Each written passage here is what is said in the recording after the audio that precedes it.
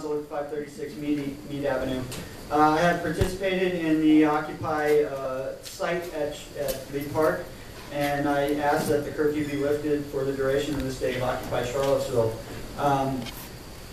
You know, you have the legal right to remove us. You have the legal right also to allow us to stay, and that's the decision that you're about to make. And I know it's uncomfortable, and that's okay. It's supposed to be uncomfortable. It's uncomfortable for people camping out. It's uncomfortable for the great many of us in this world who realize that having a sustainable economy and a sustainable environment requires us to get outside of our comfort level. And you know, this is going to have to extend to all of you. You know, you've said publicly that you don't want Charlottesville to make mass arrests or to show up in the middle of the night in riot gear, and there's a real simple way to avoid that, which is don't do it. So to ask it bluntly, we're asking which side you're on.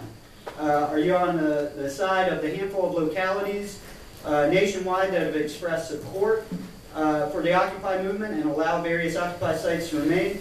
Or are you going to be on the same side as places like Oakland, where you've seen violent arrests of hundreds of people, or New York City, where you've seen hundreds arrested and removed, or Philadelphia, where a retired police chief was arrested while wearing his uniform, or in Seattle, where attempts were made by the local government to support the ideals of the Occupy movement while simultaneously raiding and evicting occupiers and tear gassing an 80-year-old woman.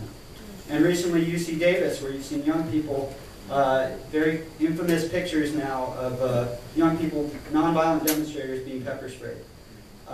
So I don't think that's the side you want to be on.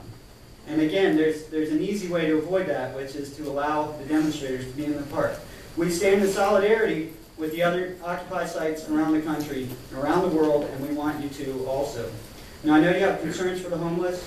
There is no separation of exercising the human right to speak or the right to assemble. There's no separation between the homeless folks and the protesters. We're all demonstrators.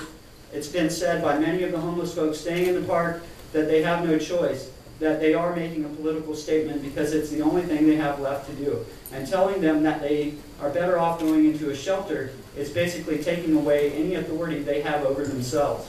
And that's the same thing as telling the other demonstrators that they have to leave.